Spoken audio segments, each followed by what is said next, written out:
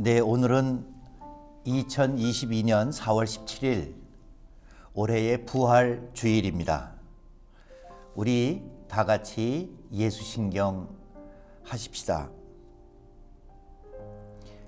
예수신경 첫째는 이것이니 이스라엘아 들으라. 주 곧 우리 하나님은 유일한 주시라. 네 마음을 다하고 목숨을 다하고 뜻을 다하고 힘을 다하여 주 너의 하나님을 사랑하라 하신 것이요. 둘째는 이것이니 내 이웃을 내 자신과 같이 사랑하라 하신 것이라. 이보다 더 큰 계명이 없느니라. 아멘. 오늘 성경 말씀은 요한복음 20장 1절로 18절까지의 말씀입니다. 제가 봉독하겠습니다. 안식 후 첫날 일찍이 아직 어두운 때에 막달라 마리아가 무덤에 와서 돌이 무덤에서 옮겨진 것을 보고 시몬 베드로와 예수께서 사랑하시던 그 다른 제자에게 달려가서 말하되 사람들이 주님을 무덤에서 가져다가 어디 두었는지 우리가 알지 못하겠다 하니 베드로와 그 다른 제자가 나가서 무덤으로 갈새 둘이 같이 다름질하더니 그 다른 제자가 베드로보다 더 빨리 달려가서 먼저 무덤에 이르러 구부려 세마포 놓인 것을 보았으나 들어가지는 아니하였더니 시몬 베드로는 따라와서 무덤에 들어가 보니 세마포가 놓였고 또 머리를 쌌던 수건은 세마포와 함께 놓이지 않고 딴 곳에 쌓였던 대로 놓여 있더라. 그때야 무덤에 먼저 갔던 그 다른 제자도 들어가 보고 믿더라. 그들은 성경에 그가 죽은 자 가운데서 다시 살아나야 하리라 하신 말씀을 아직 알지 못하더라. 이에 두 제자가 자기들의 집으로 돌아가니라. 마리아는 무덤 밖에 서서 울고 있더니 울면서 구부려 무덤 안을 들여다보니 흰 옷 입은 두 천사가 예수의 시체 뉘었던 곳에 하나는 머리편에 하나는 발편에 앉았더라. 천사들이 이르되 여자여 어찌하여 우느냐. 이르되 사람들이 내 주님을 옮겨다가 어디 두었는지 내가 알지 못함이니이다. 이 말을 하고 뒤로 돌이켜 예수께서 서 계신 것을 보았으나 예수이신 줄은 알지 못하더라. 예수께서 이르시되 여자여 어찌하여 울며 누구를 찾느냐 하시니 마리아는 그가 동산지기인 줄 알고 이르되 주여 당신이 옮겼거든 어디 두었는지 내게 이르소서 그리하면 내가 가져가리이다. 예수께서 마리아야 하시거늘 마리아가 돌이켜 히브리 말로 라보니 하니 이는 선생님이라는 말이라. 예수께서 이르시되 나를 붙들지 말라. 내가 아직 아버지께로 올라가지 아니하였노라. 너는 내 형제들에게 가서 이르되 내가 내 아버지 곧 너희 아버지 내 하나님 곧 너희 하나님께로 올라간다 하라 하시니 막달라 마리아가 가서 제자들에게 내가 주를 보았다 하고 또 주께서 자기에게 이렇게 말씀하셨다 이르니라. 네, 오늘은 부활 주일입니다. 부활절. 우리 기독교 교회력에서는 가장 중요한 절기이죠.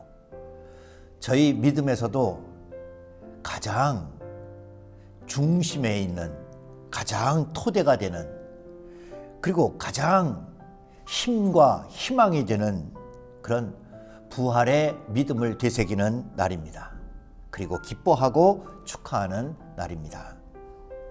이제 거의 모든 분들이 걸렸다고 할 만큼 코로나가 만연한 가운데 사순절을 지내고 부활절만큼은 여러분 함께 새 힘을 얻고 또 마음의 여유와 기쁨을 회복하는 날이 됐으면 좋겠습니다.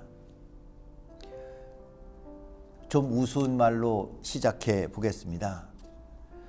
여러분, 어떤 여자분이 남편이 새 차를 사다 놔서 그 다음날 이 차를 몰고 나가서 일을 보기 시작했답니다. 새 차라 역시 좋았답니다. 조용하고 또 힘이 있고 뭐 모든 게 다 좋았습니다.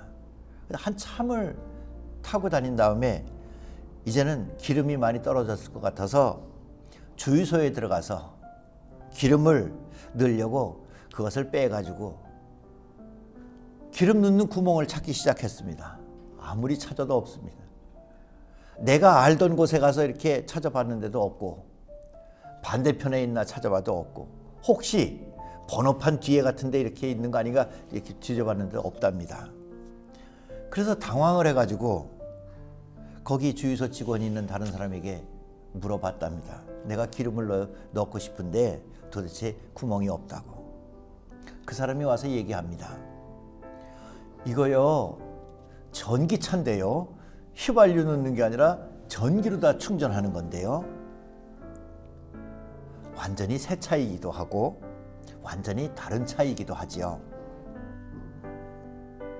아마 이렇게 휘발유차와 전기차가 완전히 다른 거, 이만큼은 안 되더라도 중고차하고 새 차하고도 비교해도 다를 겁니다.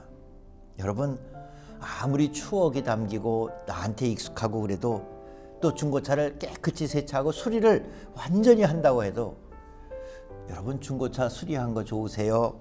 아니면 새 차가 좋으세요? 새 차는 여러 가지 우리가 사용하지 못했던 기능들도 들어가 있고 훨씬 좋지요. 조금 다르고 휘발유와 전기차는 완전히 다릅니다. 그런데도 우리는 옛날 것에 익숙해 있지요. 제가 부활절이라 이렇게 조금 그저 유쾌한 얘기처럼, 부활, 그것은 우리가 잘 알지 못하고 그것을 경험하고 그것으로 인해서 좀 당황하고 그러기 전까지는 알 수 없는 새로운 것입니다. 오늘 있는 본문도 마리아와, 특히 막달라 마리아와 베드로와 요한이 이런 부활을 첫 번째로 경험하는 장면이 1절부터 18절까지 나오게 됩니다.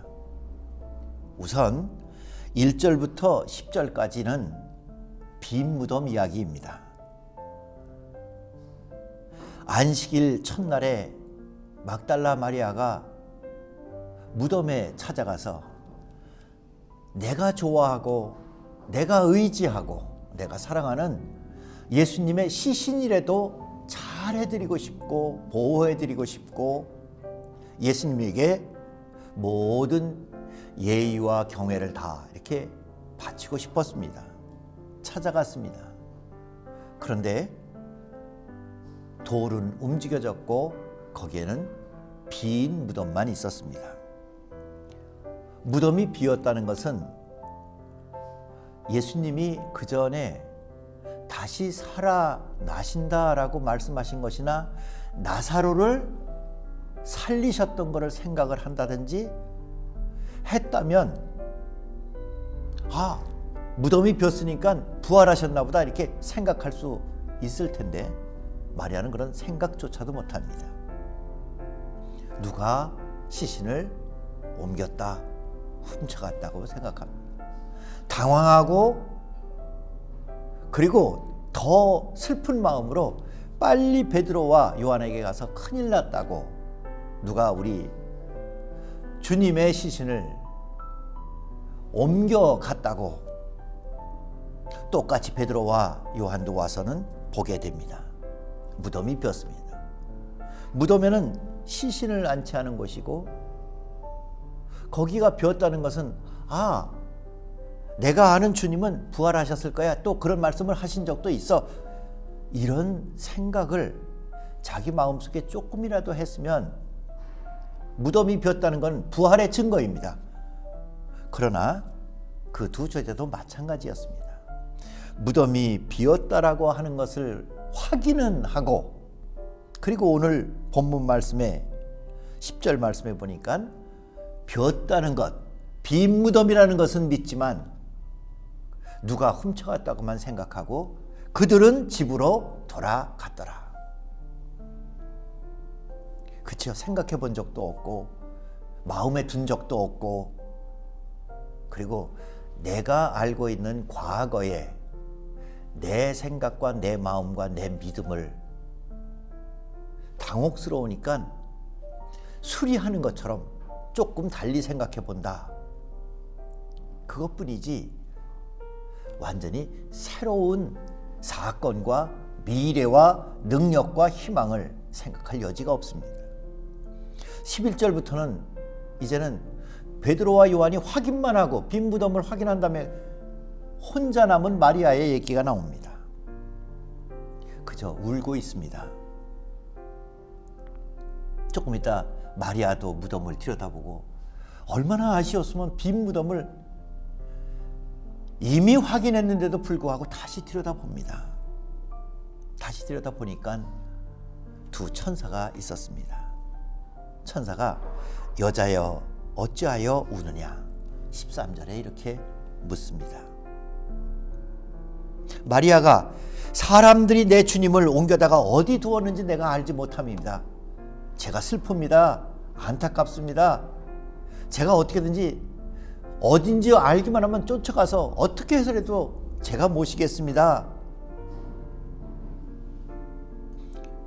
그렇게 슬픔에 젖어 있습니다. 이제는 무덤을 쳐다보다가 뒤에 누가 있는 것 같아서 돌아다 보니까 어떤 사람이 묻습니다. 여자여 어찌하여 울며 누구를 찾느냐. 성경에서는 예수님이라고 그랬습니다. 그런데 마리아는 아까 천사가 질문했던 것과 똑같은 질문을 하는 목소리를 듣고, 그리고 마리아는 똑같이 대답을 합니다. 똑같은 마음입니다. 똑같은 슬픔입니다.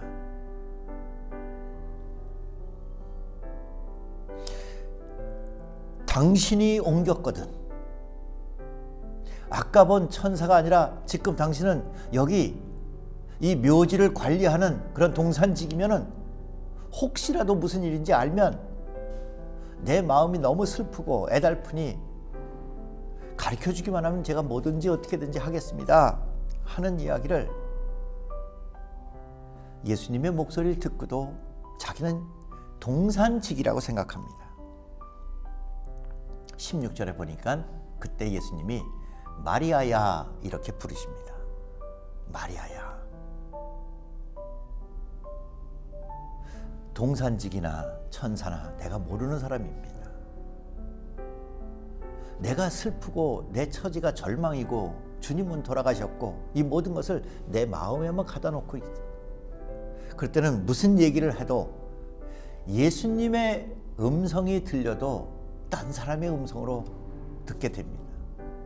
빈 무덤을 보고도 시신이 없는데 부활했다고 하는 상상조차 하지 못하고, 그리고 예수님이 옛날에 그런 말씀을 하신 적이 있다라고 하는 걸 기억을 되살리지도 못하고 그저 폐쇄적인 자기 마음에 꽁꽁 묶여 있습니다. 그런데 마리아야, 이거는 나를 아는 분, 내가 익숙한 음성, 그분은 주님이십니다.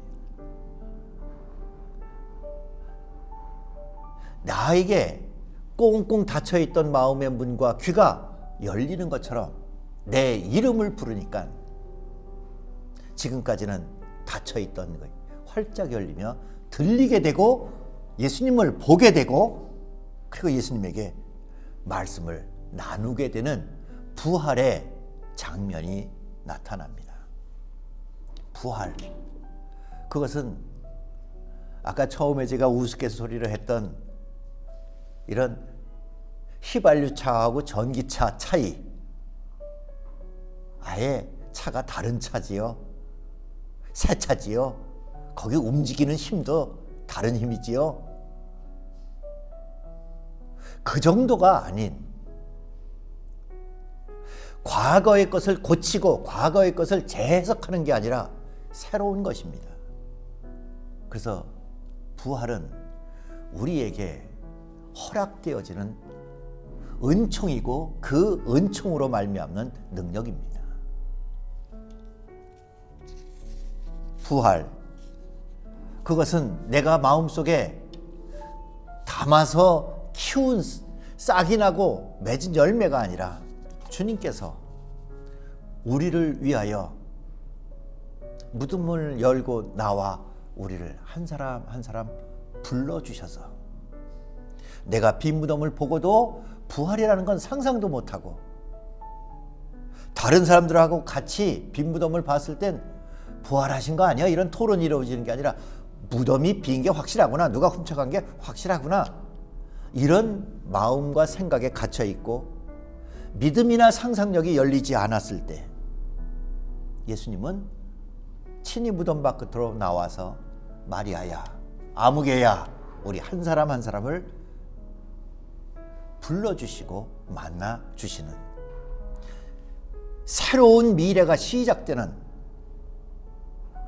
출발점이고 새로운 음성과 새로운 엔진이 돌아가는, 생명의 엔진이 돌아가는 새 차를 타고 출발하는 것과 마치 우리가 종종 성령을 이 전기, 빛 이렇게 은유적으로 얘기하듯이 이제는 이 차 안에 전기를 집어넣어서 모든 것을 움직이며 옛날하고는 전혀 다른 차로 나의 삶의 구석구석을 다 내가 해야 할 일들을, 내 짐을 잔뜩 싣고 힘있게 새로운 삶의 모습들을 살아가는 것처럼 부활은 우리를 하나님께서 능력과 희망으로 인도하시는 미래의 출발점입니다. 그래서 오늘 17절 말씀에서는 예수님께서 이렇게 말씀하십니다. 너는 내 형제들에게 가서 이르되 내가 내 아버지 곧 너희 아버지, 내 하나님 곧 너희 하나님께로 올라간다 하라. 내 하나님 곧 너희 하나님이시다. 내 아버지가 곧 너희의 아버지이시기도 하다. 예수님을 돌아가시게 한 사람들은 하나님의 말씀이라는 율법에 매이고 종교적인 계율에 매이고 자기 마음의 오래된 관습 속에서 이기적인 폐쇄성 속에서 그들은 예수님을 죽음에 이르게 했습니다. 그런데 그 예수님은 하나님이 다시 살려내셔서 내 아버지가 나를 살리신 분이 너의 아버지도 되고 내가 순종하고 내가 십자가에 달리기까지 그분의 뜻을 따랐던 그 하나님은 너희 하나님이 된다. 내가 그 길이 되었노라. 부활의 사건입니다. 미국에서 있었던 일이랍니다. 어떤 미식축구 선수가 그렇게 잘 못했대요. 그래서 날마다 벤치에 앉는 후보 선수였는데 어느 날은 오더니 감독님, 오늘은 저를 좀 출전시켜 주십시오. 제가 한번 잘해보겠습니다. 그런데 감독은 그렇게 시키고 싶은 마음이 없었답니다. 왜냐하면 잘 못하기 때문에. 그리고 별로 그렇게 열정도 없고 시켜야 될 이유가 없었답니다. 근데 그날따라 자기를 좀 출전시켜달라고 얘기를 해서 알겠다고 생각해보겠다고 하다가 그날 경기가 너무 안 돼서 어차피 질 것 같았답니다.